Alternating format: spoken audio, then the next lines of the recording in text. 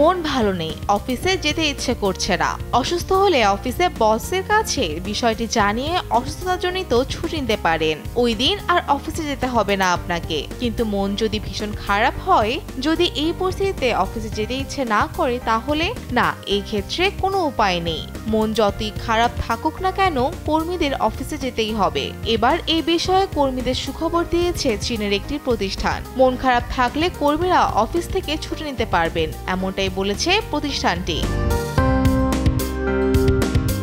চীনের হেনান প্রদেশের চেইন মার্কেটের পাংডংলাই কর্মজীবনে ভারসাম্য বজায় রাখতে গত মার্চের শেষের দিকে এই ঘোষণা দিয়েছে। সুপারমার্কেটের প্রতিষ্ঠাতা ও চেয়ারম্যান ইউ ডংলাই কর্মীদের উদ্দেশ্যে বলেছেন, মন খারাপের কারণে কর্মীরা চাইলে বার্ষিক ছুটির সঙ্গে অতিরিক্ত 10 দিনের ছুটি নিতে পারবেন। ডংলাই বলেছেন, আমি চাই প্রত্যেক কর্মীর স্বাধীনতা থাকুক। প্রত্যেকেরই এমন সময় আসে যখন তাদের মন খারাপ থাকে। আপনাদের যদি মন খারাপ থাকে তাহলে কাজে আসার দরকার নেই। কর্মীরা এ ধরনের ছুটি চাইলে কর্তৃপক্ষ তা নাকচ করতে পারবে না।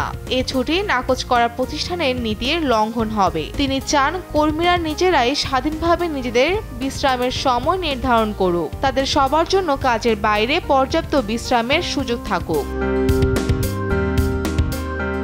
মন খারাপজনিত ছুটির এই ধারণাটি সামাজিক যোগাযোগ মাধ্যমে ভাইরাল হয়েছে। অধিকাংশ ব্যবহারকারী এই ছুটির পক্ষে সমর্থন জানিয়েছেন। চীনের সামাজিক যোগাযোগ মাধ্যম ইউবোতে একজন ব্যবহারকারী লিখেছেন, এরকম একজন ভালো বস ও এই প্রতিষ্ঠানের নিয়ম সারা দেশে প্রচার করা উচিত। আরেকজন ব্যবহারকারী লিখেছেন, আমি পাংডংলাইয়ের চাকরি নিয়ে যেতে চাই। আমার ধারণা সেখানে আমি আনন্দ ও সম্মান পাবো।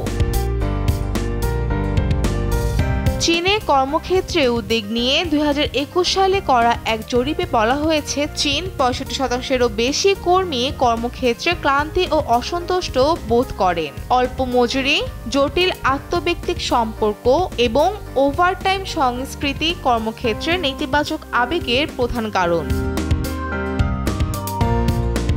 গত মার্চে ডংলাই এক বক্তব্যে কর্মীদের দীর্ঘ কর্মঘণ্টার সুপারিশ করায় চীনা কর্তাদের নিন্দা করেছিলেন। তিনি বলেছিলেন, কর্মীদের ওভারটাইম কাজ করা অনৈতিক এবং এটা সুযোগের অপব্যবহারও। ডংলাইয়ের প্রতিষ্ঠানে কর্মীদের জন্য কর্মঘণ্টা মাত্র 7 ঘণ্টা। কর্মীরা সাপ্তাহিক ছুটি ছাড়াও বছরে 30 থেকে 40 দিনের বার্ষিক ছুটি ও চীনা নববর্ষে 5 দিনের ছুটি পেয়ে থাকেন।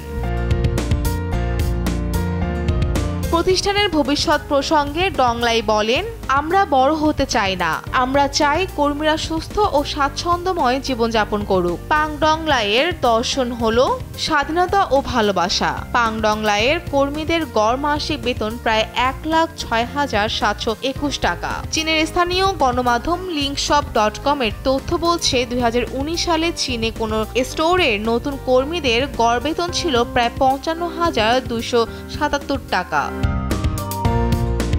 ফৌজিয়া ফারিহা, দেশ টিভি।